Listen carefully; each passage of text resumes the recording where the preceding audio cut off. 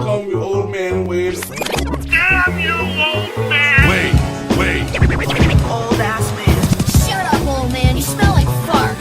No! Man! Old man. He's so old, he got a podcast on cassette. Fuck, you're old. Damn it, Wade. And welcome to the Old Man Wade Show. I am your host, Old Man Wade. I'm sitting here with my co-host, Supa Javi. What up? What's going on? We have a very, very, very special guest. Super excited right now. This guy didn't flake out on me. I was like, hey, you want to come on the show? He was like, yeah, I'm with it. Creator of the Blerd Brigade, Frank Yeiger. Woo Thanks woo! for having me, guys. I appreciate it, man. I've done my share of flaking before, so it's good to be able to come in, do a show without flaking.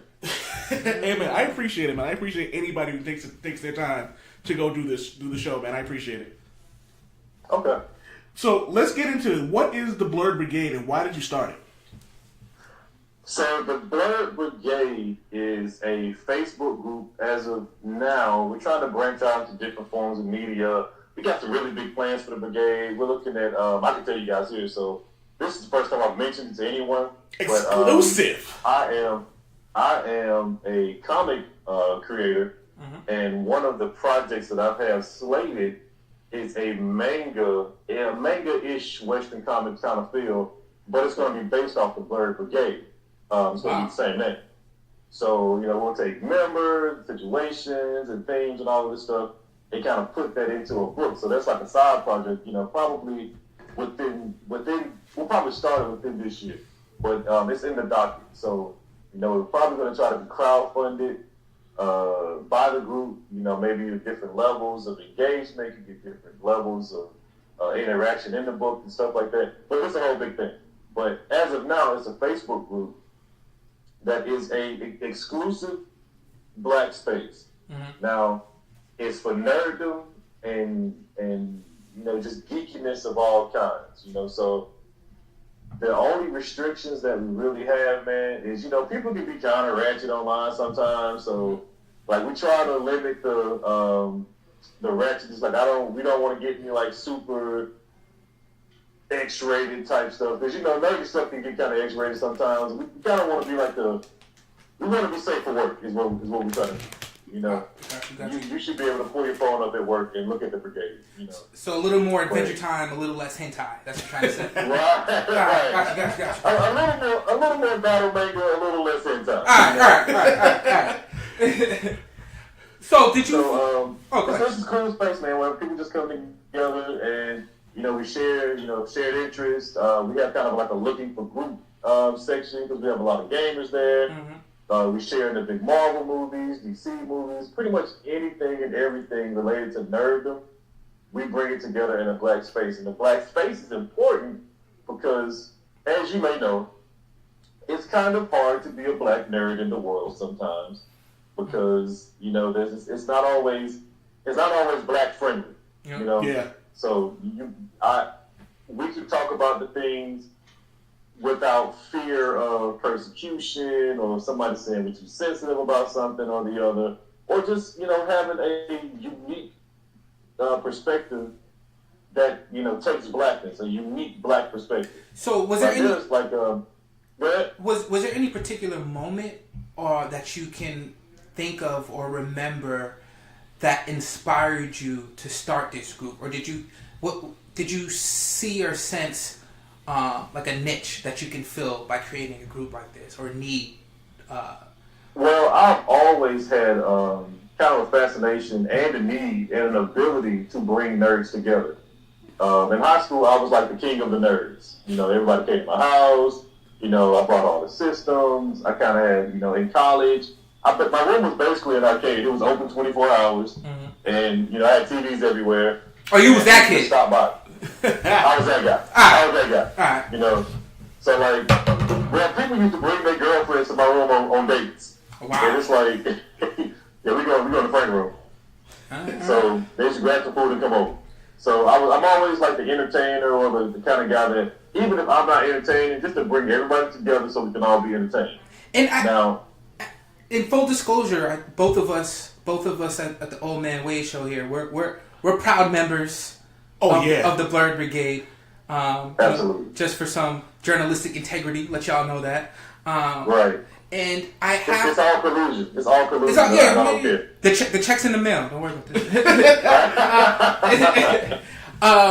But I have to say, like, I'm a member of a few groups on Facebook, and I have to say that, like, the Blerd Brigade in particular, there's something about it that it just feels like home. It feels comfortable. Yeah, there's no like real like issues. Everyone can like, it's like you said, it's a safe space for all of us like Blerds to really sit there and talk. Like I posted something recently about Killmonger, and I had a dialogue with someone about how they didn't like it, and they didn't come at me with like, you know, it's my opinion, so why do you care?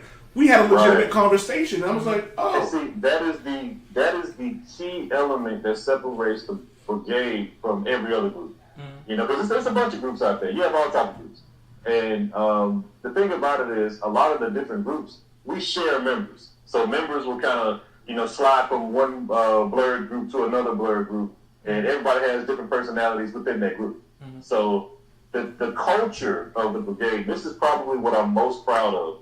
The culture of the brigade is one of like harmony, and just like we just chilling. Like we don't have to agree on everything, but nobody disrespects each other. Nobody's coming at each other. And I'm going to say it like this, and some folks might not be happy about it, but you know, we don't have those men are trash posts. We don't have those bitches ain't shit posts. Yeah. You know, it's we don't do that. We are here for the nerd. That's the only reason we're here. You know, I'm not here to. I don't care about your sexuality. I don't care about your religion. We're here because Superman and Batman are in the same movie and they fight. And we don't talk about it. Like, exactly. I also love the fact that like it's like I posted something one time and you hit me up directly and was like, "This is what we do. Make sure that it's not this, and that." So you're really hands on with everybody you talk to, and I've noticed. I think you have to be. Now I've been admin of different groups, and that's being an admin of one group is actually what led to this group being created, and I can get to that in a minute. But like, you have to have an active administrative team, and the administrative team has to be on one accord, like just point blank period. A lot of times I will see admin of different groups or moderators of different groups like beefing in the comment sections, in the group, in the public eye. Oh, wow. Like you have to be a united front. And I think that's one of the things that's unique about it. And I think that the structure of the brigade, I think, is what provides that that harmony. Because basically the buck stops with me, period. Like a lot of times you'll see like 5 different admins, you know, 10 different moderators, all these different personalities. There's no clear chain of command. And we call it the brigade because it is, in a sense, you know, it has a military feel when it comes to the structure. You know, so it's like, if I'm a huge Star Trek fan. So if we look at Star Trek, I am the captain. That's no question. You know, I'm the captain. I have a commander, lieutenant commanders, you know, people in engineering, people in security, people in the medical bay, and we all have different jobs and all respect each other. But the final calls come down to me. Now everybody has their opinions. I delegate to different people to do different things, and it works. Like nobody's like bucking at the system. Like, why do you run the group? Like, nigga, it's my group. You don't even see that stuff happen. I think it's understood. It's understood, right. And it follows. It follows. It makes sense based on your approach. I think a lot of groups should follow that. Yeah, like and again, like I think you use the word perfect with the harmony of the group. Like, you know what I mean? It's even beyond that. It's like I'm from the hood. And like the hood had a sense of like community, like, you know what I mean. Right. Even those people who didn't do things, even though what's the Freeway song? Even though what you do is wrong, it was like, you know what I mean. It was like everybody was like kind of like you watched out for each other, and if somebody was doing something wrong, you cast them out. Well, it's like, to me, it's the same situation like with school, right? In high school, maybe I crack on you or Jake on you. I'm not sure what you say where you're from, but we call it cracking in the South. So making fun of you. If I make fun of you and we from the same school and I run a dozen with you, but it's fine. But if we go to another school and they trying to get on you, oh no, we ain't having that. Nah, we going somewhere thick as a crew. Yeah. Yeah. We're the same city. I can't wait. You know, coming to college, you know, it was like it became what city you from, what state you from, and kind of people kind of broke down into that. And my thing is here, we are all from the same clan. You know, we are all black nerds trying to make it and enjoy media in a white male-driven society. Where we have to kind of like, you know, grab for straws to get the black character, you know, and then just be happy to have it. Now, luckily, we're in a man. It is a time to be alive right now. Man. You know, like, we get later, but like being black is like being gold right now. I mean, look, you might get shot in the face by a police officer on the way home from work. No, where they do that at? You know, you got a new Black Panther movie. That's cool. That's why I walk around with my full vibranium suit everywhere I go. Right. Everywhere, man. You gotta have your vibranium beads on everywhere, just all the time. Nah, I walk around unbreakable skin. I'm good. Well, see, I've always fancied the psychics, man. Always. Any genre, any story, everything. I've always been about psychics. So I'm the guy that wants to, like, convince the police officer he's talking to me, but he's been talking to a telephone pole for 25 minutes. What is it for you about the psychics then? I like versatile power sets. They have the most versatile power set to me because you can really do anything with psychic abilities. There's so many different types of psychic abilities. You know, you can say, hey, I want to be the guy that controls fire. And you can say, that's your power. Or I can say, I'm a psychic and I have power of kinesis. You know, it's like, oh, okay, well, fuck, you just took my power. Yes, I did. They said some of my favorite characters. Have you been watching Legion at all? I have not watched Legion. I have not. You guys are killing me. Primarily because I hate the X-Men movie series with a passion. I will say this: it's not related in any. I mean, obviously, without spoiling it, we're all nerds here, so you know what the twist would be with Legion.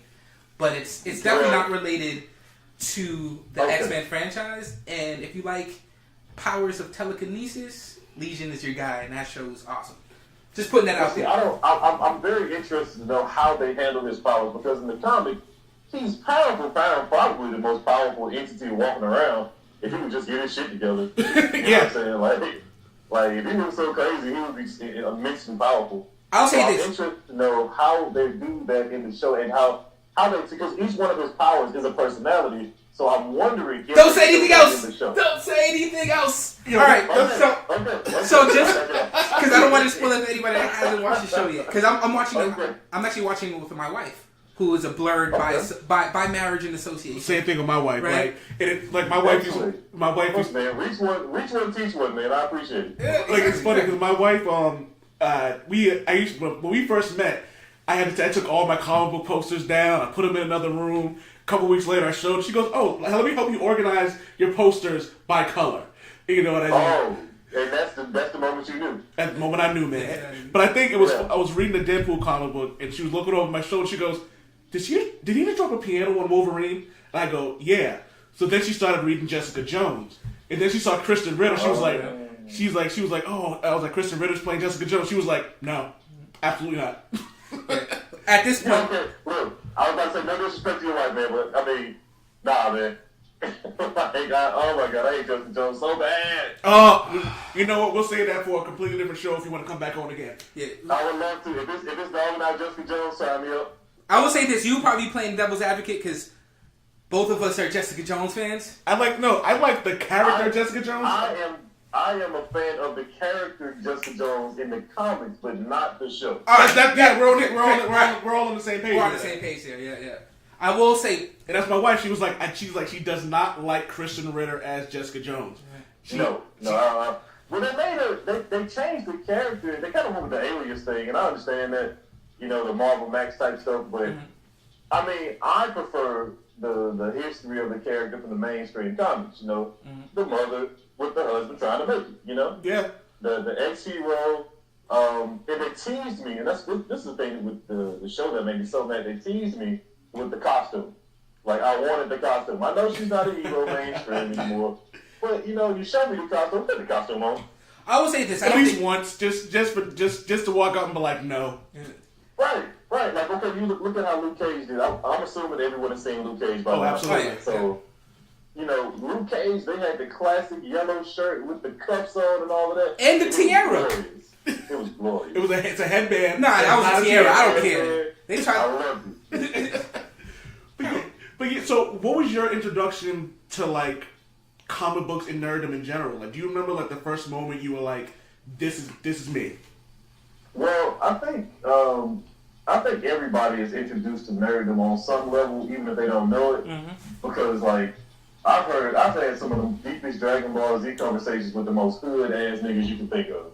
Yo, they love Dragon Ball Z in the hood. Yeah, they do. Man, like everybody fucks Dragon Ball Z. Mm-hmm. So my thing is everybody's got something, but I started to realize that I like that thing and I like it a lot. You know. So like when I was a kid, X-Men was like my biggest thing. My two of my biggest fandoms are X-Men and Star Trek. Which I have to say, not to interrupt you too much, but I didn't really engage with the Blerd Brigade till those Star Trek comments started popping up, and I realized that I'm not the only Cisco diehard fan. I just want to say, yeah, man. But look, to my great shame, I was not on this Cisco train until like later on in life. I didn't like DS9 because it took. I felt like it was trying to take the place of the Next Generation, which you know, until very recently was my favorite. Your shame is not alone. I couldn't get into it. I was a Voyager fan growing up, and I am totally ashamed of that. Voyager, oh, seppuku, right now. Right? I watched Voyager instead of Deep Space Nine. I did not get into Deep Space Nine until Netflix became extremely right. That's the thing.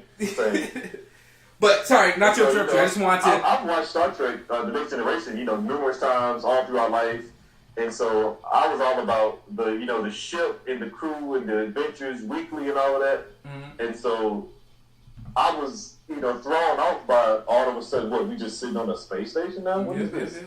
This is stupid. I don't like this. But then you realize that you got the first black captain. Commander to Captain. It's a very deep story. I know. I don't want to get too deep. I know we're nerds here. I don't want to. I don't know about honestly, and I can say this again. I wasn't woke when I was a kid. I just wasn't. When I was a young man, I wasn't. Man, I was very misguided as a kid. Really? Yeah, man. And I can say this with no shame because everybody doesn't start where they are now. And so the craziest thing and the most detrimental thing about wokeness is woke people are angry at people who are not woke. Yep. And then they yell at them. And then that goes against the cause. If we're trying to share knowledge and spread knowledge, you can't yell at somebody because no one told them what you're telling them yet.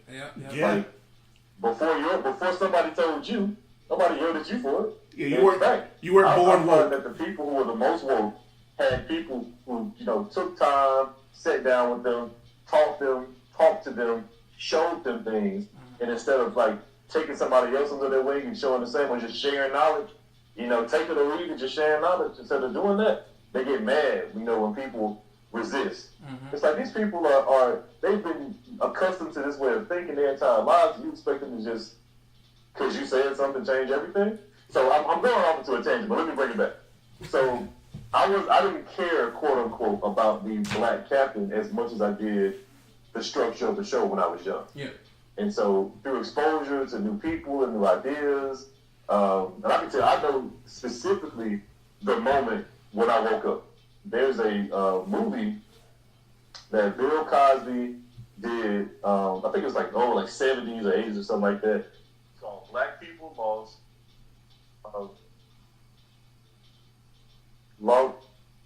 I'm sorry, I cut out there a bit. Can you hear me? Yeah, we got you. Okay. Black History Lost, Stolen, or Strayed or something like that. And it was basically this piece they did where they were just kind of like going on about different things about black culture, going on about, government corruption and how, the government has targeted black people and all this stuff throughout history. And, until that moment, I was that guy walking around, looking all goofy, like, we're in a post-race society. This is all good. What? This is all mine. Like, we would not be friends back then. I just want you to know. Look, I wouldn't be my friend back then. Like, I was cool. I was cool when it came to the other stuff.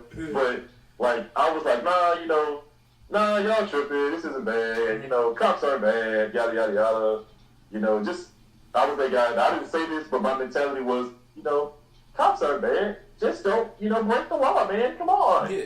That was me. But you Like, know they what? wouldn't shoot you if you didn't run. What was it? The Fresh Prince episode. He was like, they wouldn't have stopped us if we had a map, and he was just like, you're just not getting it. Yeah. So I was the guy I was Smith, the guy that was talking about the map. In fact, to go on another tangent, yeah. I was very naive about things. So like my first fight, my physical, throw down as a kid, I didn't realize I was in a fight until it was over. Oh damn. Would you And blacked so, out or something? Or? I didn't. I was just taking shots to the mouth, man. I didn't even know what was happening. Like, I was blocking and moving, but I literally said, and I remember this moment, I told the guy was a friend, I said, why are you hitting me? We're supposed to be friends. You're my friend. Why are you hitting me? That sounds like what do you call it? Was it a short comedian dude? Kevin Hart. Sounds like a Kevin Hart sketch. Yeah, it was like, Like, why you hitting me? Felt like one too. Because they was laughing at my pain. I see what you did there. Yeah. And I mean, people were watching, and, I was like, dude, what are you doing, man? Stop. And I'm moving, and, he's mounting me, and he's all over me. And I'm like, what's happening? So then, basically the coach comes in, breaks us up, and he's like, why didn't you defend yourself? And I was like, why was he hitting me? We're friends. He was like, boy, you was in a damn fight. Y'all was fighting. And I was like, what? Really?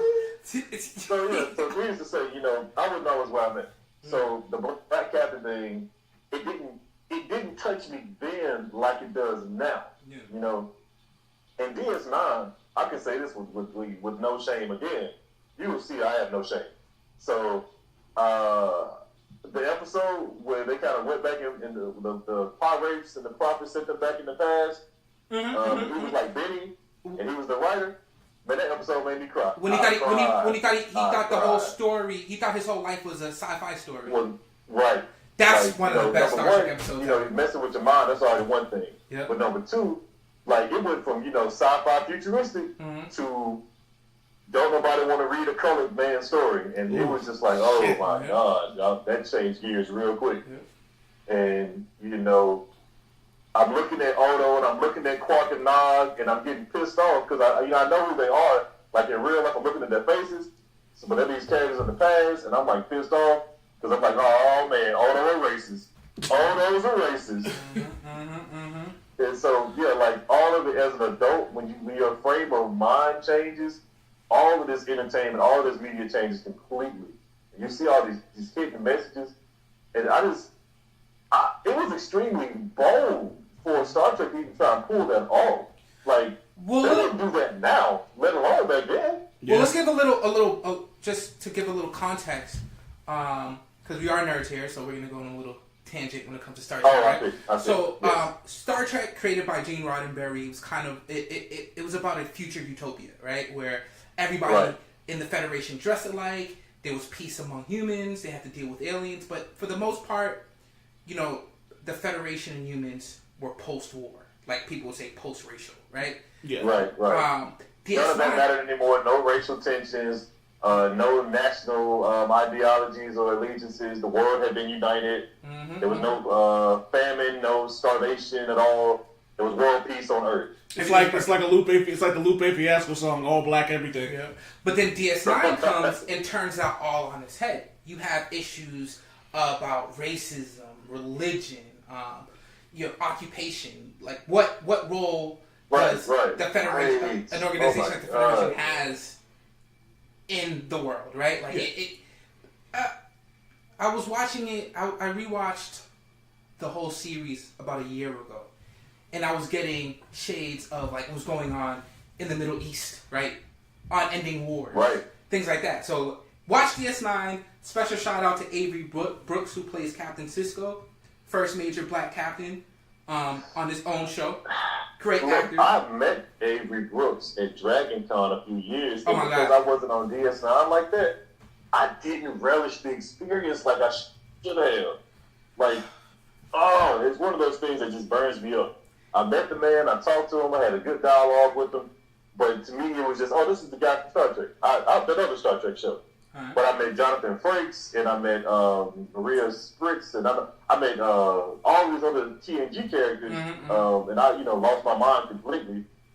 And I just really wish I would have had watched DS9 by then, so I could really appreciate meeting Avery Brooks. Well, after this episode, since I'm pretty sure he's going to listen to it, he'll join the Blerd Brigade. I'm going to tag him in this. He was so cool. I met him at Dragon Con, he was like, a lot of the stars, when they do these conventions, they have like tables set up, and they really won't even talk to you until you pay them.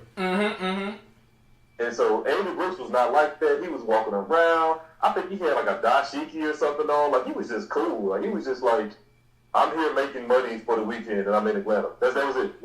He was just here. I think he's so from he started dropping some knowledge. He started talking about some real world stuff.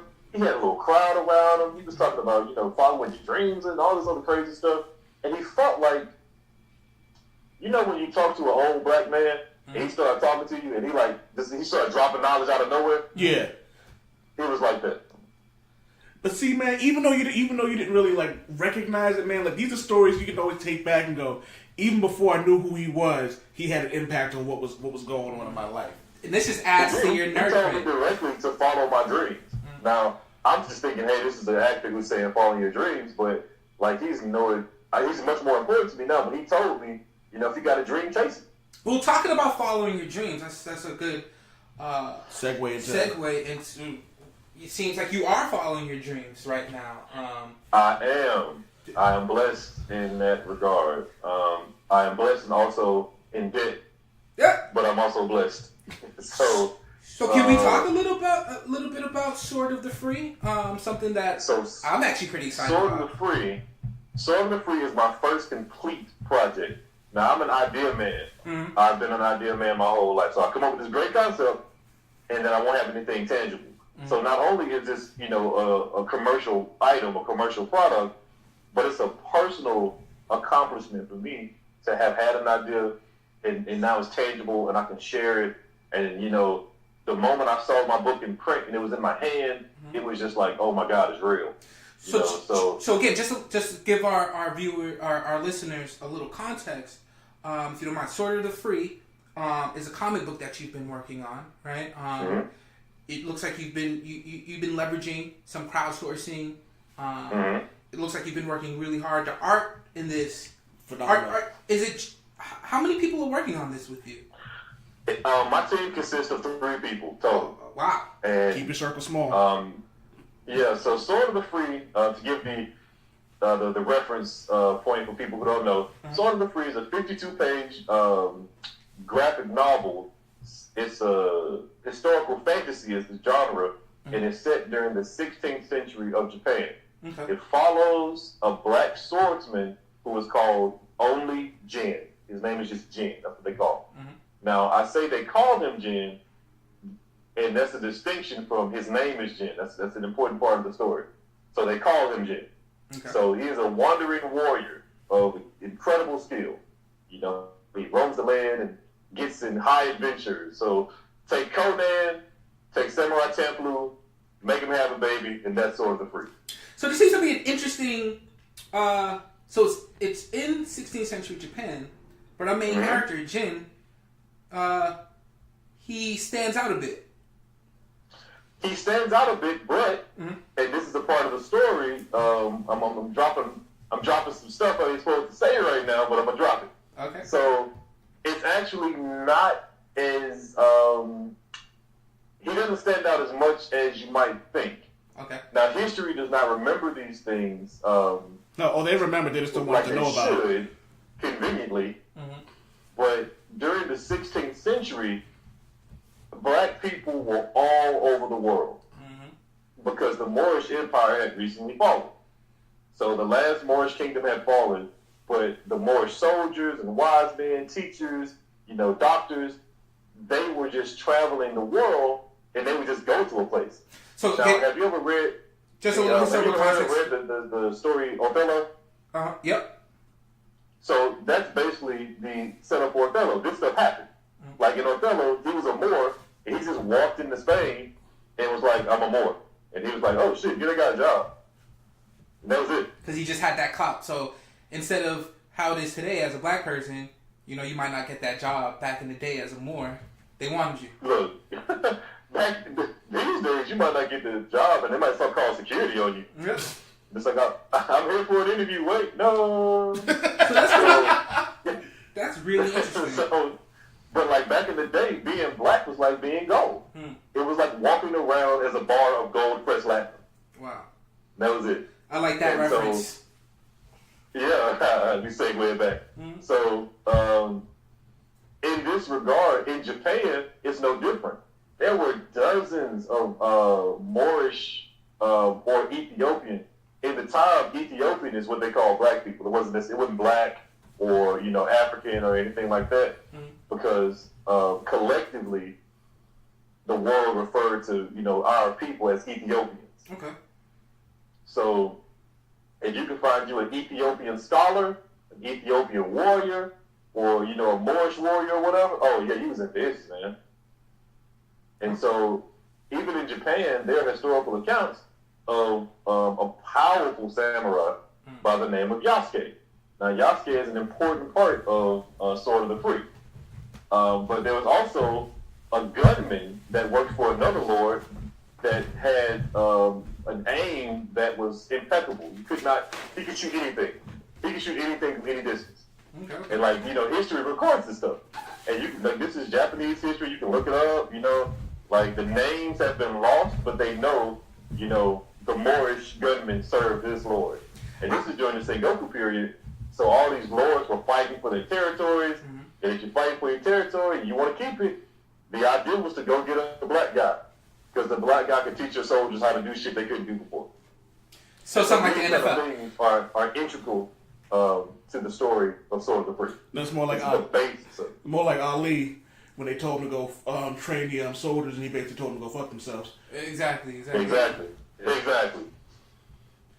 So what was all right? So one thing that what I'm interested in me is because, like you said you're an idea guy, Right. So what made you go from an idea guy to a creator? The thing is, I had to change mentalities. Now, you will see in a lot of creative circles different ideologies. And a lot of those ideologies are actually toxic to efficiency and productivity. So one of the more common philosophies is, I can draw, so I should make a comic. I should do it. So the one-man show philosophy is, I'll do the writing, I'll do the pencils, I'll do the inking, I'll do the lettering, I'll do the editing, and I'll say that I did it all myself. But the issue is, nobody cares. So you can go do the one-man show, and your book is slop, and nobody will care. So the most amateurish thing to me is when a person says, I want to do it all. I want to do it all. I want to do it all. But you can't do it always. And that's not how the industry does it. You have to look at the industry standard. The industry standard is, there's a team that produces this book.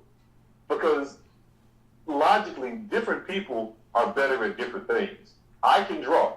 In fact, I'm an art major. My undergraduate is in graphic design. And I'm in graduate school, and that's for art education. But I know that people can draw better than me. So rather than, spending all these painstaking hours trying to draw a picture just so I can say I did it, you get somebody to draw it. And so there are other artists.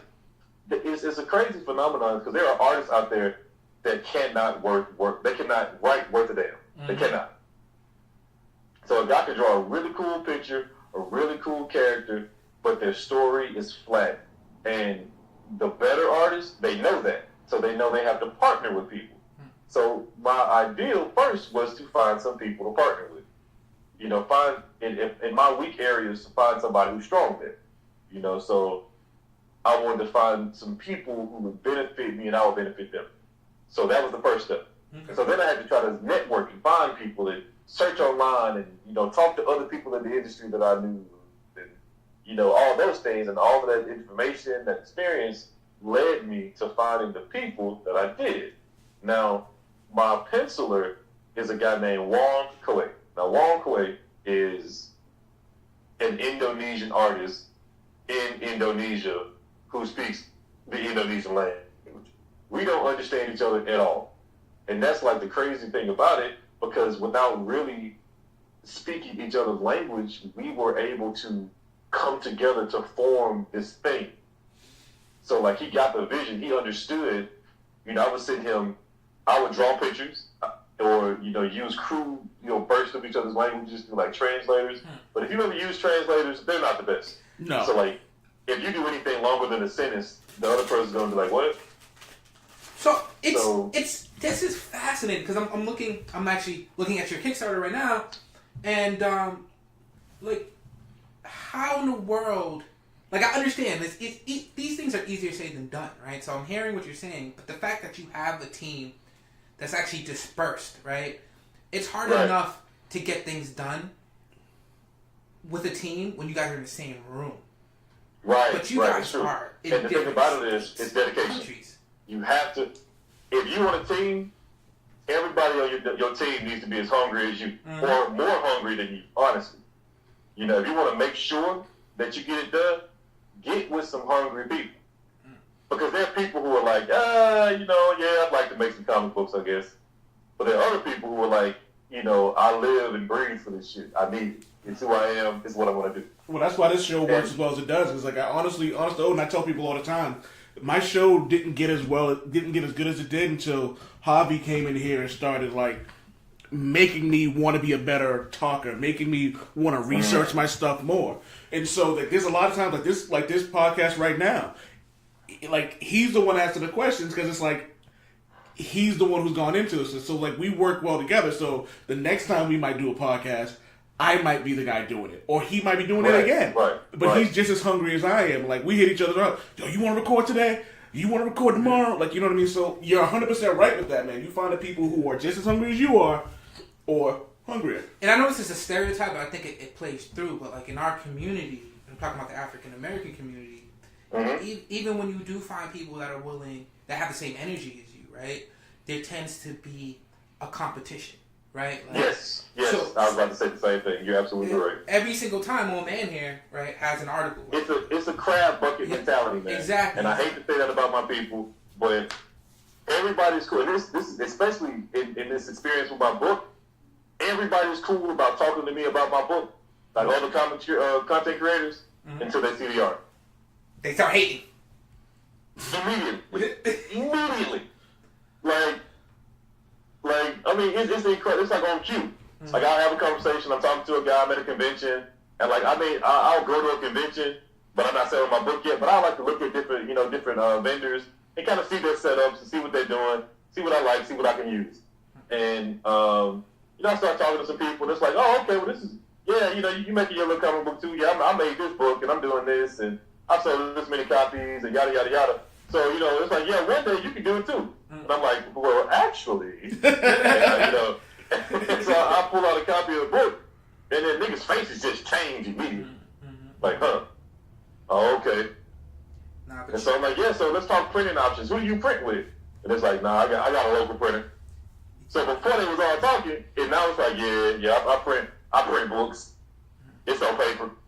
So when the conversation should have been like, oh, how can we use our talents to help each other? How can we how can we commingle our networks, our fan bases, right? Exactly. Because honestly, here's the thing: there's a hunger for black stories right now. Oh, that we've always had that hunger and that need, but now it's becoming more mainstream. And another thing that's becoming more mainstream is independent work. People like indie stuff now. They like it more than the big dogs these days. I mean, you know, I'm kind of petty right now because I just, so we both. Are you married, Frank? I'm not. You're not. Okay, so both me and old man here, we're married, right? And like we say, our wives are nerds, now because they marry super nerds. And I'm upset right now because like as far as the indie comic books go, like they're a little bit more avant-garde, a little better quality because they don't have to deal with the volume as the bigger labels. I'm a big Marvel DC fan, right? But now my wife has better taste in comic books than I do. She's out here reading Little Depressed Boy, all these awesome independent comic books, and I'm over here reading Iron Man, feeling a little inadequate with my comic book my comic book taste. But I just wanted to share that. The thing about that is, with the big comics, man, Yeah. they don't end, so they can't tell complete stories to me. Yeah. There's always a need to challenge. I mean, you can really just call every saga. It's going to happen the same way. Yeah. The character's going to be confronted. The character's going to be challenged. The character may or may not die, but he'll come back. And in Marvel's case, the whole universe is going to be shattered and rebuilt into a different way. At least every few months. Yeah. You know, so I don't know what. I'm a Marvel guy. My main is Marvel, but I don't know what the hell Marvel's doing right now. But you know, I'm hoping they have a plan or a new direction they want to go into, and they're just trying to make their way. But it just really seems inconsistent, and people are they're kind of getting disenchanted with Marvel, man. Yeah. And it's crazy because the comics are, not doing really well right now, but then the movies are on top of the game. So they can do whatever they want, essentially. Right. Exactly. Right. Well, I think that's one of the reasons why we have, like, the Fantastic Four coming back, why we have Wolverine coming back. I think they're finally listening to people where it's like, we don't need all these extravagant things. We want Marvel Comics the way it used to be. And plus, since we had all these issues with Fox and Disney and Sony, and now that they're coming together, now we see, like, the mutants on the covers of Marvel promotions with the Fantastic... Well, money is always the greatest motivator. When they start talking money and money is settled, it's like, oh, yeah, let's put the characters together. Let's do all of that. Yeah. And so I think that's one of the big issues. And I think once, like, they did... I remember there was a time where I used to buy, like, maybe, like, 10 issues a week. Like, you know what I mean? Now I'm down to, like, maybe 10 a month. A lot of the good series are ending. The thing about it is, that was during that era for me, and this is what really turned me off the comics for a while. Like, to follow a story, they would have, like, all these offshoot stories that would have important information that you have to either read or wiki just to get, like, the main story. Yeah. And Marvel was notorious for that, and I hated it. Civil War. Absolutely hated it. Civil War was a prime example. I think that was, like, one of the biggest things where it was like, it's like, see this in Civil War Frontline, see this in Civil War X-Men. It was like, why can't I just read these 7 issues and go about my business? Yep, and that's one thing I will say. DC does a really good job of having contained, complete stories. I think they recently started kind of go away from that, but I always appreciate, like, when they do a series, it's the series. And they'll have multiple series going on at the same time. You can like get some extra information, but you don't have to. You don't have to understand the story by way of picking up all these other offshoots. Well, this is one of the reasons why I appreciate the X-Men storylines a lot more, because it's usually all contained within the same, like, 4 books. Right. You know what I mean? And, like, and it's like, I always loved that, like, they were all their, like, own little community of, like, of comic books, like, because the X-Men never really, even now, it's like you rarely see the X-Men jumping in with the Avengers unless it's like 1 or 2 of them. Because for the most part, it's like the X-Men. The greatest thing about that is, like, every now and then you see Avengers in X-Men comics. And then, like, it would be like nobody really wants to mess with the X-Men for real. Because it's like, if you're dealing with X-Men, you know they deep. You know they mob deep. I mean, like, and then Magneto's gonna come out the cut like, oh, y'all messing with mutants. I don't like these dudes. You know what I'm saying? Hey. I mean, maybe you'll run your ass about a Westchester so fast, but you got it, what? I mean, one of my favorite characters is Jamie Madrox. He's a one-man army, literally. It's literally, yeah. Like, I know Fox. I know Fox has issues. Fox, a lot of people have issues with Fox News and all the other stuff. But my main problem is what they did with the X-Men. All right. Forget fake news. Stuff. They trashed the X-Men. So you said Bill O'Reilly aside. Yeah, no. Do what you gotta do, Bill. You know what I'm saying? Cyclops in X3, right? Man, how they gonna kill Cyclops? And so they killed Cyclops died just so he could be a secondary character in a horrible Superman movie. That doesn't even make no sense. Yep, not even the main character. No, not even. Oh man. Not even. Married to the secondary. I'm gonna start calling Bill O'Reilly Senator Kelly. No. That mutant registration is coming.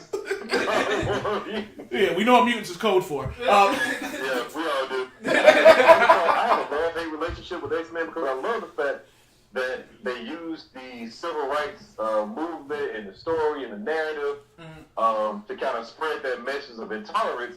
However, I don't like the fact that they removed us from it. Yeah, like black people Yeah. exist in Marvel Universe. They avoided that for so long. And more than just Storm. Yeah. Yeah, like their Storm and like Bishop, depending on what timeline he's in or something like that. But like, they're really hands off. You know what I loved? I loved Peter David wrote one of my favorite runs at X Factor when he was X Factor Investigation, and Monet St. Croix, who I absolutely love, was just like, he's like, yeah, and I'm Muslim, and what? Yeah, Like, do something about it. and I was like that. And I like what they would try to do. You know, like put those things in. I like how they would. Well, I have a love-hate relationship with how they handle sexuality these days. It's bad.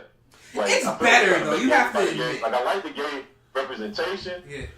But I would prefer. It's the same thing as black characters. You know, instead of just like making the black version of a character, make a black character and make them quality and give them shine. It was, You know? yeah, it was. I'll give you two examples of one. I'll give you a few examples of ones that I liked. I liked how they handled Iceman because it wasn't a big deal. It was a few pages and it was done. And you kind of saw that one coming. Yeah, like, you know what I mean? If you knew the history, you weren't shocked by Iceman. Yeah, When they did North Star, it was like, okay, we went with it, we dealt with it, and it was what it was. And when we're gonna go like movies, the new Power Ranger movie, I loved how they dealt with that as well, because it's like, why are we making this a big deal? She's gay, she's insecure about And that's it. And that's, Like, you know what I mean? Black Panther as well. and believe it or not, the world kept turning. Yeah, and Black Panther they with the Midnight Angels, like, you know what I mean? Like, Now, the Midnight Angels, I have an issue with the Midnight Angels, primarily because I really don't like the current run of the Black Panther. I like Ta-Nehisi Coates as a writer, but I feel like he's writing more so of a serial think piece instead of a comic book. really, Like, break that down a I little feel bit. where it's coming from, but I'm getting less comics and more this is what's wrong with the world in comic form. And I know those kind of messages should be present in comics. That's what makes them, epic. But I felt like it was a little heavy-handed in its delivery. Like, in the Black Panther, in the first, 5 issues, T'Challa's an idiot. He has no idea what's going on in this country. He's incompetent. There's slave trade going around. It's like the rest of the Wakandan leadership is like, nah, we don't need to do nothing about that. And it's just like, that just doesn't seem, it's inconsistent with what the rest of the mythos of Wakanda was about. Like, I look at Priest and how Priest handled Black Panther and the Wakanda, and I love it. I like, and Ta-Nehisi Coates, from the inception of this project, he said what he wanted to do was break Black Panther, and I don't like that. Well, okay, hold on, hit the brakes. Because I get into these arguments with people all the time about, everyone goes, the internet thing, because he's Batman, that's why he wins, right? Right. So when people say that, I go, have you ever read a Black Panther comic book? Because this, I look at T'Challa is like what happens when you take everything you want in a superhero. Like, he's got powers, he's not super strong. He's one of the smartest men in comic books. He's one of the most he's one of the deepest characters in comic books. He's one of the smoothest people in comic books. So, like, trying to break him, that doesn't, like, I understand if you say something like, we're going to break down parts of him to build him back up, but you can't break T'Challa. That doesn't even, like, Right, and even when you do, it doesn't look like T'Challa. Like, you make T'Challa start doing stuff that T'Challa doesn't do. yeah. Like, he becomes incompetent. He becomes, enamored with something else instead of his duties. And, like, that, those aren't his things. That's not... Ta-Nehisi Coates had to take T'Challa out of his character in order to challenge him in the way that he wanted to do. Yeah. And so I understand that, but to me that makes your story more about how you feel instead of the character. I'm character first. Like, if I wrote for Spider-Man, I would want to take a story and write it about Spider-Man. I wouldn't want to make a Black Lives Matter story and feature Spider-Man. It's kind of like, J. Michael Straczynski, I think, did the best job of Spider-Man, because he said he wrote a Spider-Man run. Like, you know what I mean? Yeah. Like, he wrote a run specifically. He wrote for Spider-Man. Yes. He didn't make Spider-Man fit him. He fit Spider-Man. And I Exactly. think that's a very big distinction, a very important distinction when writing for comics. Now, again, I'm just an indie guy. I don't have a lot of projects under my belt, but I can tell you what I like and what I would like to do. How do you think Ta-Nehisi Coates is going to do writing Captain America? I think that Captain America is a much that book is suited for his writing style. I think that's what he needed, something like that from the start, because he's trying to make these like deep socio-economic commentaries about the world and why the world is broken, and that is the perfect place to do that. Captain America is the perfect place to do that. But it's more in his wheelhouse Black as well, Panther, right? especially before the movie came out, it really tarnished the brand. Like the run with tarnished the brand. The Midnight Angels could have been wonderful, except they brought them in too early, and they made them like almost like traitors to Wakanda, but traitors who were doing well for Wakanda. And it's just like I feel what they were trying to do could have been done better.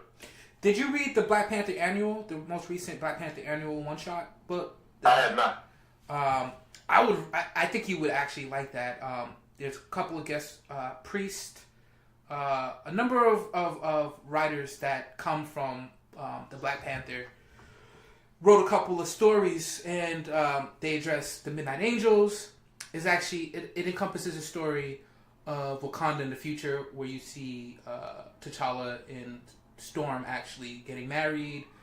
And I think you might like it because it kind of goes back to the original way of looking at Black Panther. It kind of avoids a lot of the nuance and complexity of running Wakanda. Yeah, it's Reginald Hudlin that was actually my introduction to Black Panther. Donald McGregor and, like you said, Christopher Priest. Yeah. It's a good book. Okay, I will definitely check that out because I love Black Panther, and Black Panther has gotten so much respect through the Marvel Universe. Like, just always. And a lot of people were just like, they slept on Black Panther, which is another thing. We have all these new Black Panther fans and all this big stuff, and everybody's all crazy about Black Panther now. But just a few years ago, nobody knew who he was, didn't care about him. He was like off the radar for a lot of people. But in the story, the mythos of Marvel, he was the man. Yeah. He slapped Stark in the mouth like a child. That panel is one of my favorite panels of all comic books. When T'Challa smacked Tony Stark in the mouth. Yes! It was like, be quiet. You talk too much, rich man. What was it? He did, and it's funny, he did it again in Avengers vs. X-Men. He did slap the taste right out of his mouth. And was I love it, man. It's the best. I mean, you look at these Black Panther stories, when he showed up, he just beat Fantastic Four up. And was just like, yeah, I just want to see what y'all can do. Y'all pretty cool. But he does it with everybody, man. And that's my thing, man. He just shows up. This is his thing. Like, what am I think even in the cartoons, he did it on one of the, I think the Avengers cartoon, I forget the name, I think Earth's Mightiest Hero or something like that. Yeah. The Avengers cartoon, he just showed up, whooped everybody, and was like, yeah, I've seen enough. Yeah, Hawkeye tried to get all big and bold, and he was like, all right, I'm sorry. Yeah. I mean, I love that. And I mean, he was a member of the Illuminati, with all the different stuff going on. The Ultimates. Oh, man. Yeah, he always got his respect. Yep. And I've always liked him for that. And so, because it's such a departure from the Black Panther I know, the Coach stuff kind of throws me off. Yeah. I actually like the Coach stuff, and it's interesting that you say that. Like both of you guys are more into characters. It's funny because I love the Coach stuff, but the more I'm thinking about it, it seems like it would have made a much better book than comic book. But the thing is, for me, I love comic books. I love world building.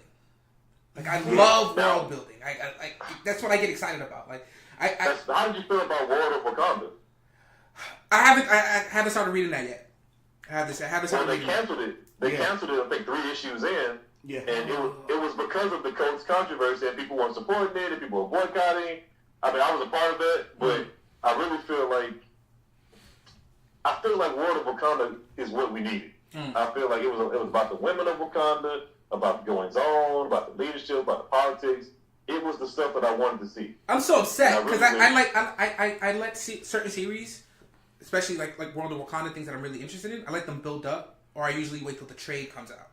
Yeah, right. So the fact that's not going to happen. Another thing. Yeah. So buying trades does nothing to support a book. Really? Absolutely. That's what killed World of Wakanda. That's exactly what killed it. The So everybody, I don't know why, but the demographics work in a way where black comic readers like to buy trade paperbacks. Maybe it's a value thing, like you can get more bang for your buck, and you don't have to wait or something like that. But anyway, a lot of the people who were supporting War of Wakanda were doing so by way of waiting for the trade paperback. That's what I but because you're waiting for the trade, you're not buying the issues as they come out. So then that affects the sales. Like when you buy a trade paperback, it's already said and done. But I wonder that makes sense. Whether a series is going to sink or swim, that's already been decided. The more you know. Yeah, when you support a series by buying them one by one, because that tells people, the comic shop owners, what they need to buy, what they need to do, what they need to order. Diamond is the distributor that everybody uses. So Diamond sees that. Diamond says, okay, well, we need to get more of this book. Marvel sees that Diamond wants more. Diamond sees that the retailers want more. And then you say, okay, this book is a success. But when none of that is happening, it's just like, oh, okay, well, we put out War of Wakanda, and we only sold this many copies. So go ahead and cancel that shit. Well, here's a funny story for the both of you. I think, you both appreciate. A few years ago, not even a few years, a couple years ago, I was asking my local comic book shop, I was like, hey, what's the most popular comic book? Like, what's selling off the shelves? And they go, well, it depends on what you mean. And I asked them to break that down for me. They said, the number one selling comic book when I asked them was Rocket Raccoon. And I go, I was like, in what world is that? They would go, and one of the reasons being is like places like Loot Crate and all these other places were buying up single issues. To sell it out. So like he said, so now it makes sense why so you get a character like Rocket Raccoon because he's popular from the Guardians of the Galaxy, and he's the number one selling comic book, but only because other companies are buying it, not the local like nerds. So I love stuff like that. I'm a data nerd. One of my many nerds is data. I love data, right? And like playing with it and seeing what go like the nuances and complexity within it. And it's interesting. You said something that black comic book readers tend to wait for the trades.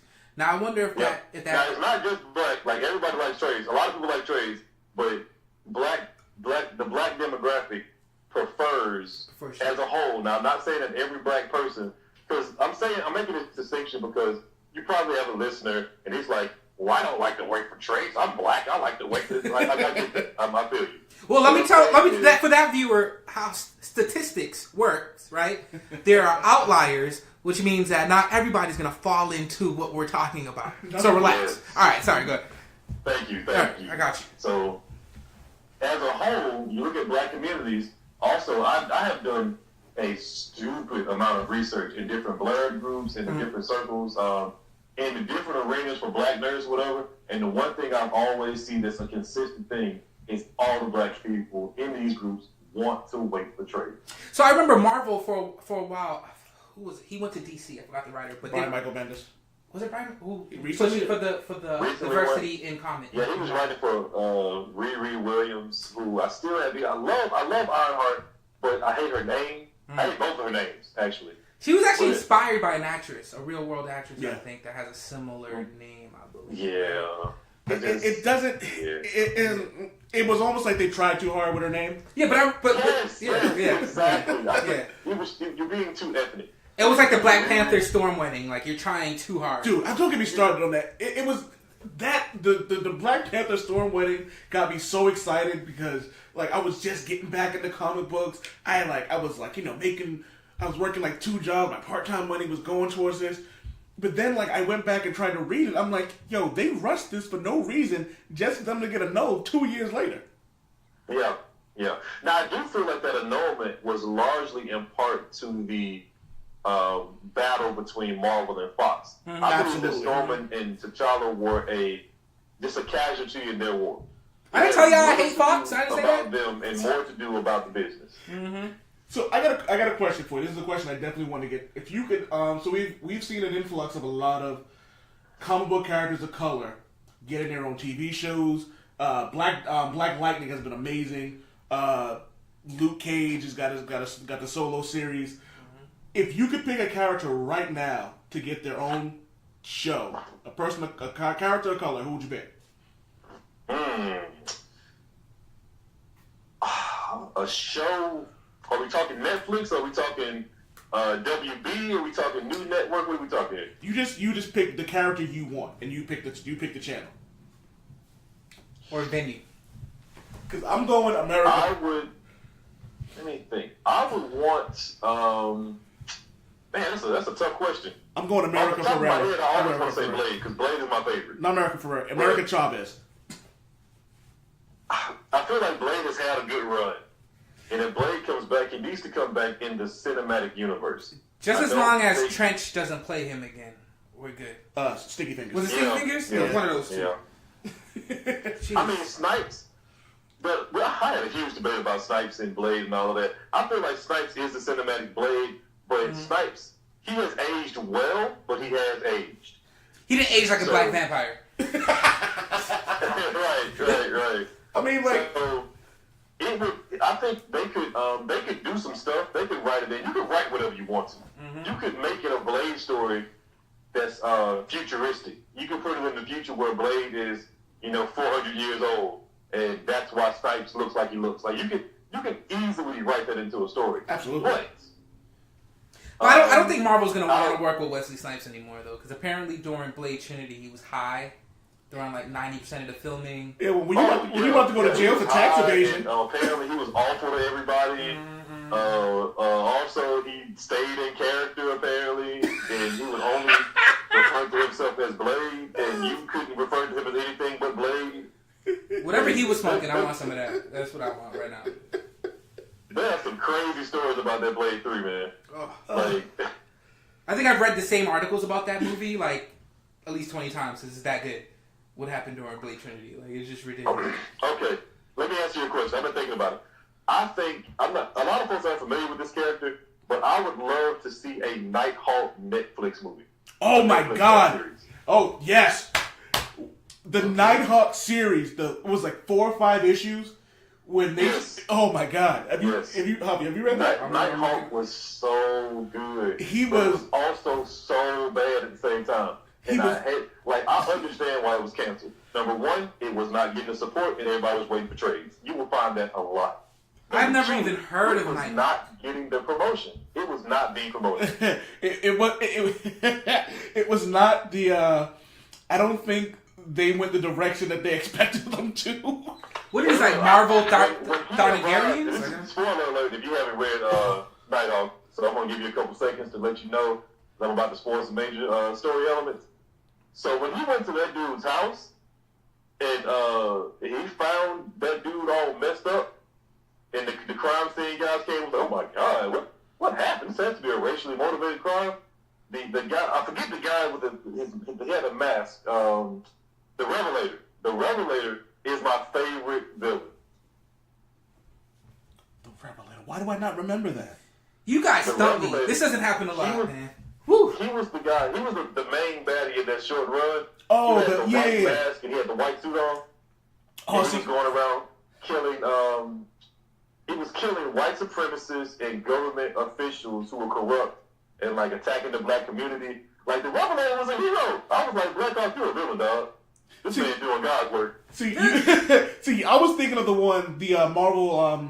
Marvel Max one they did when he essentially was Batman. But like a more ruthless, like I don't give a fuck. Like, and at the end, I love the end of that book where it looked like he was. Honestly, I never read that. I saw that, but I never finished that book. No, I'm not gonna say anything else. If you get a chance, I will probably read it tomorrow. Dude, it's. I'll pick it up and I read it tomorrow. Yeah. And then the other one, the newer run, the art was just really bad, man. The art was really bad, and art will really crush a book. Mm-hmm. Yeah. It can legitimately make or break an issue of anything. Or it can make or bad art can make a classic character. Wrong. It was nothing disrespect to the artist, man. Because art is hard, man. It's tough. It's tough to do this. But the anatomy, it seemed amateurish. Because the anatomy was all over the place. But the thing about it is, I don't generally like those styles. So like when Marvel does like the big arcs, and then there's like the weird art, on one of the series, and I don't like it. I like comic book art to look like comic book art. Like the standard issue, just really good pencils. I don't like the artistic flares where like Captain America has like a scruffy circle for his chin line or something like that. I don't like it. As far as art goes, like, do you have any series that kind of stand out in your mind that came out recently that really showcased some really good art? Recently, probably. Have you ever heard of what?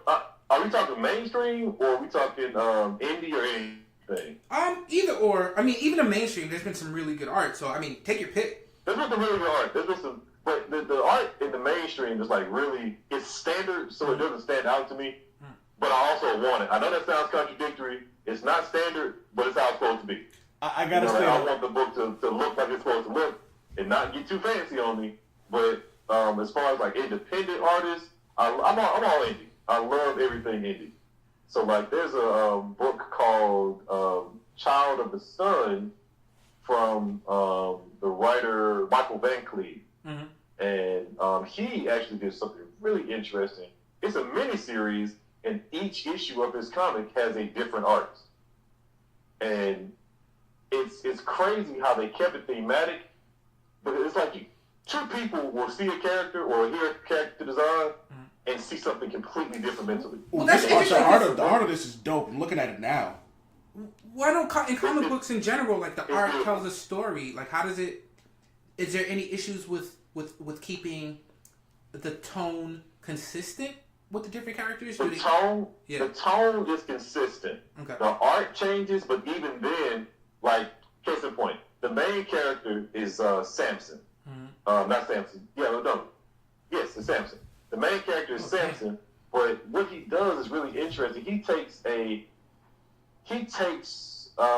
Greek mythology and Roman mythology, things like that, and he has brought them into the fold by saying that a lot of the stories you've heard about men of might and valor are actually about Samson.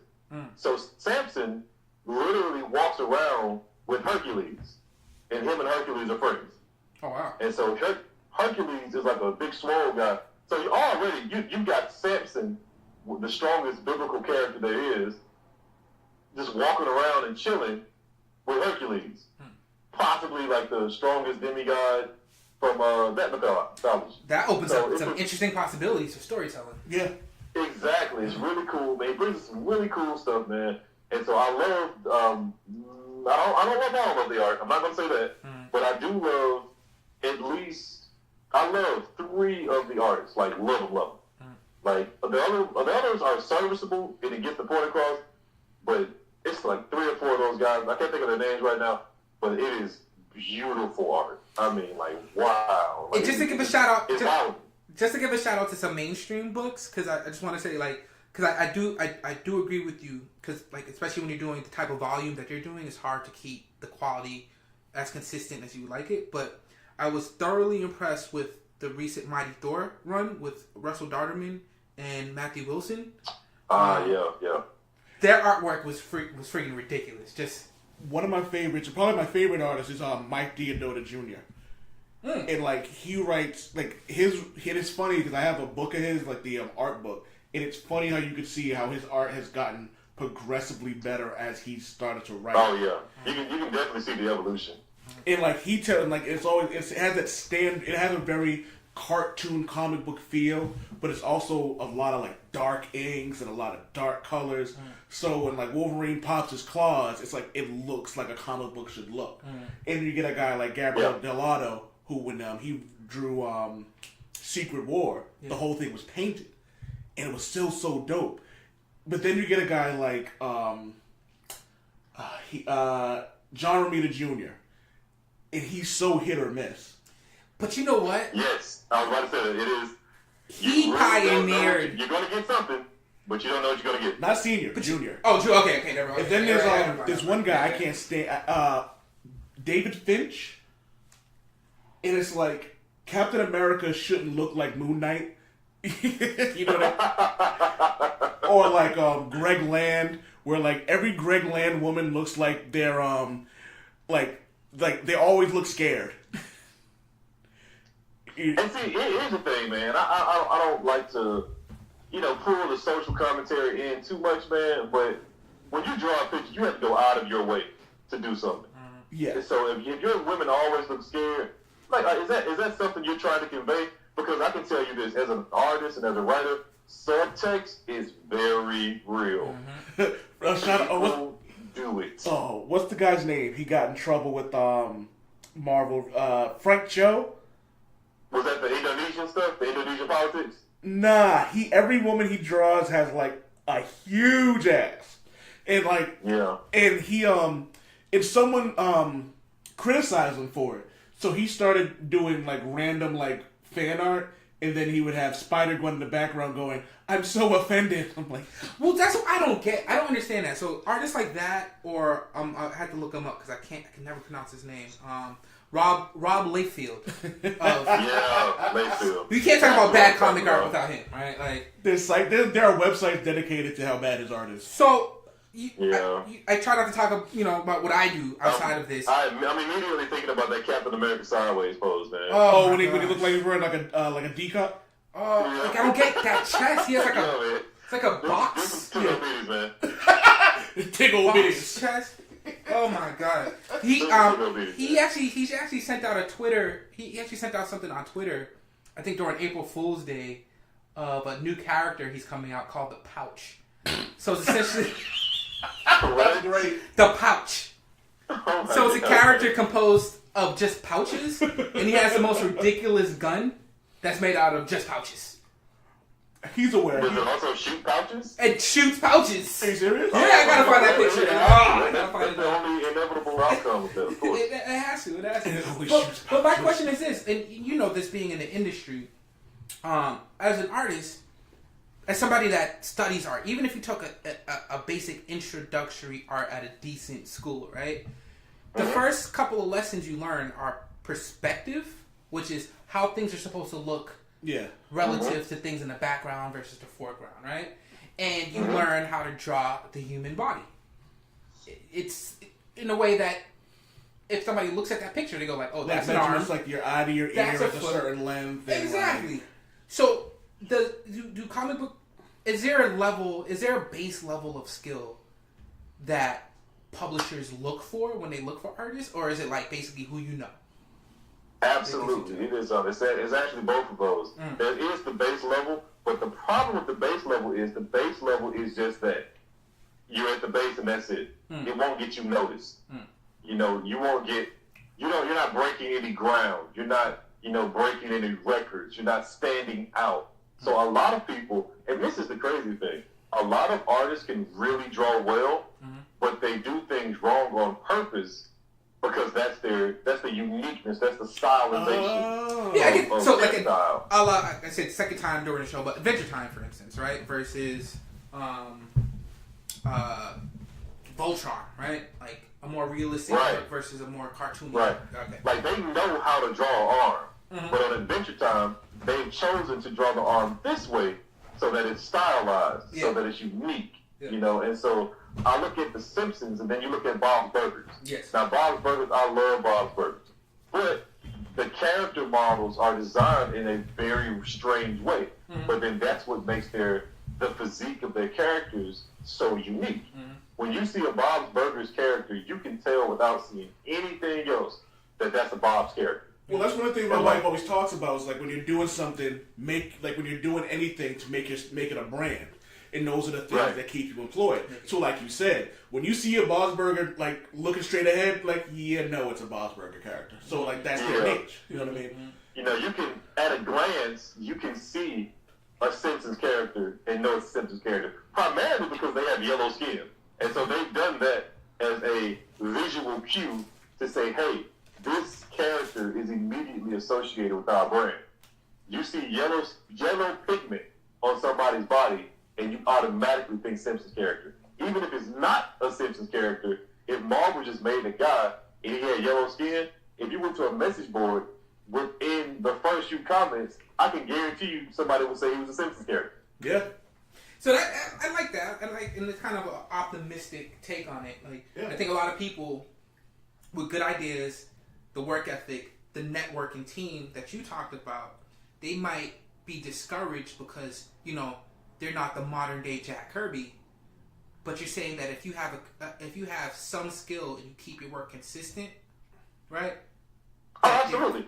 There are people who get noticed because of their bad art. Yeah. Case in point, are you familiar with any of the origins behind the series of One Punch Man? Yes, I actually read. I used to read the original comic book by Zero. It's awful. It's horrendous. But I was addicted though. The story was well written, Yep. and the art was so bad that it was good, good enough to get noticed. Yeah. And so somebody who saw it was like, "Hey, let me redraw your book with my style because I love the story, and your characters are unique." And so to go with that, even though he redrew the style, overall, One Punch Man himself still retains that simple look. Yep. Especially like when he's doing stuff, he still has that kind of messed up looking face. He even makes that face of the original art as an expression sometimes. And the original art even had the same. It conveyed the same energy that you get from even the anime. You get from that really scribbly, awful drawing. You still got that energy. It's fascinating. Yep. Artists are awesome. And it's very skillful. And so One Punch Man would never have existed if a guy, and like this is the crazy part, if a guy that could not draw didn't say, "To hell with that, I want to make a book." One Punch Man would not exist. He would not be paid like he is right now. The merchandising would be what it is. I honestly think that One Punch Man changed or affected storytelling as a whole, because it is very difficult to write a story about a guy who cannot be beat and make that interesting. I mean, it's like necessity is a mother of invention, right? It's like you have these Naruto, Goku, like the mainstream classic anime characters. The Last Airbender. You fight the big bad, you lose, get stronger, beat him, repeat, rinse and repeat. And I think that One Punch Man. With One Punch Man, we're joining his story after he's already done all that. Yep. This is it's like starting a game playing the in-game content with a maxed out character. You just beat people up. You in the level 1 zone fighting with an in-game character, and nothing can touch you. Yep. And it's still an interesting story. Really? It's still a great story. It's full of great support characters. Genos is my favorite character. I like cyborgs in general. So love like all these different characters going on, doing all these other things. There's an overarching story within the hero organization. There's a space adventure. There's the hard knock hero type guys. There's so many things that make you want to watch or read One Punch Man.